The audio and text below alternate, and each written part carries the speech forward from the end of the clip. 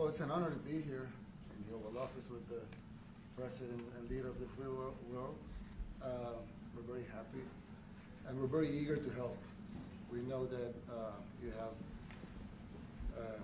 a crime problem, a terrorism problem that you need help with. And we're a small country, but if we can help, we will do it. And we actually turned the murder capital of the world, that was the journalists call it, right? Murder capital of the world, into the safest country in the Western Hemisphere. And, you know, if sometimes they say that we imprison thousands. I like to say that we actually liberated millions.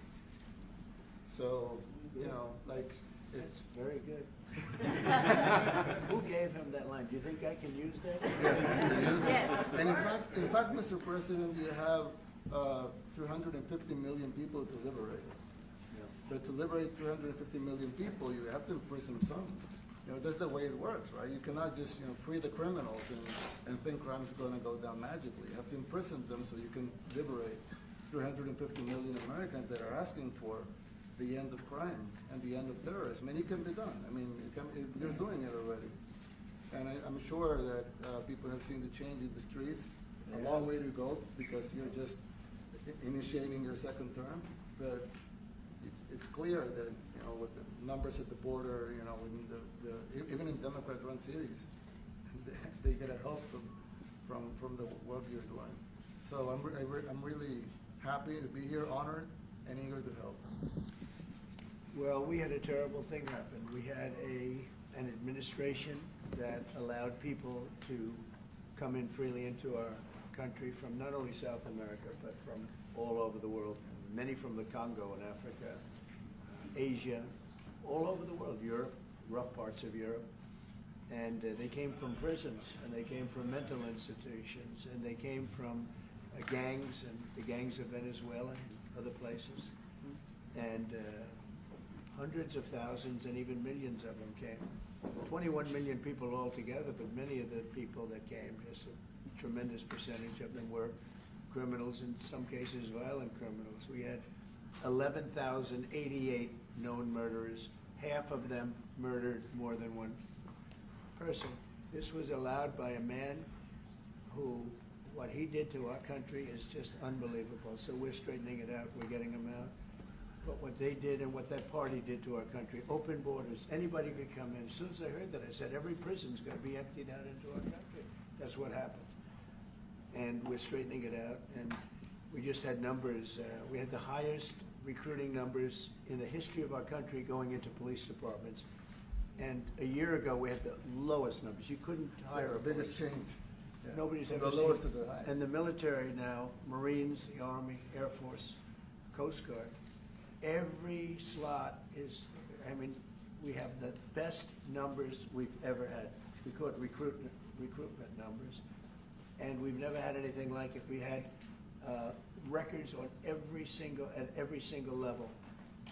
But very important, the policemen. The policemen are joining forces now that we're having a hard time with policemen because we weren't protecting our police. Yeah. And we cherish our police. The police are great, and the firemen and everybody else. But we have the highest numbers that we've ever had, the most enthusiasm. Great enthusiasm on trade and other things. We're doing great. We're taking in billions and billions of dollars.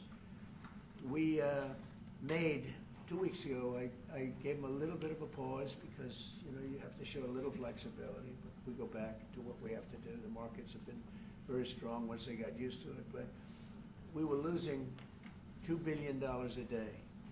There's no company big like this. This is the biggest deal ever made. Now we're making $3 billion a day. We're a great country, but we had stupid people running this country, and I can say it. But what they've done to us at the border should never and can never be forgotten. It's a sin, what they did, and you are helping us out, and we appreciate it. Do you plan to ask President Bukele to help return the man who your administration says was mistakenly deported?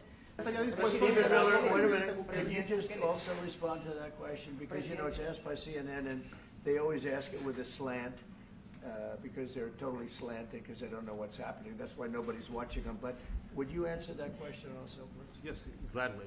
So, as Pam mentioned, there's an illegal alien from El Salvador. So with respect to you, he's a citizen of El Salvador. So it's very arrogant even for American media to suggest that we would even tell El Salvador how to handle their own citizens as a starting point. As 2 immigration courts found that he was a member of MS-13. When President Trump declared MS-13 to be a foreign terrorist organization, that meant that he was no longer eligible under federal law, which I'm sure you know, you're very familiar with the INA, that he was no longer eligible for any form of immigration relief in the United States. So he had a deportation order that was valid, which meant that under our law, he's not even allowed to be present in the United States and had to be returned because of the foreign terrorist designation. This issue was then, by a district court judge, completely inverted, and a district court judge tried to tell the administration that they had to kidnap a citizen of El Salvador and fly him back here.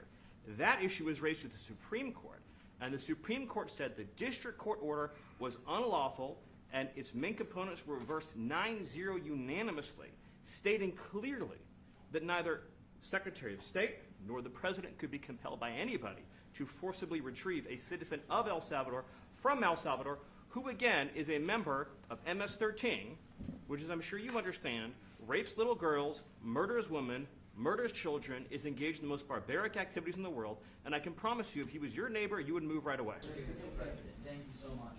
You scored another major investment win this morning when NVIDIA pledged to build its AI supercomputer, the first time ever, right here in the United States. Thank you. That's a question I like. That's true. What is your reaction to this announcement, sir, and how will this positively benefit Americans across America?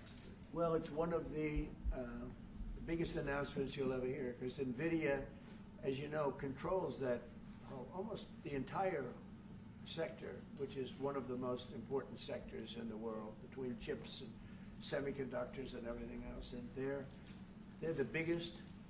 And the other biggest we already have coming in is spending $300 billion, as you know. They announced 2 weeks ago. But NVIDIA is so highly respected. And this was an announcement that a lot of people, I knew it was going to happen, but not to the extent that it happened. It's big.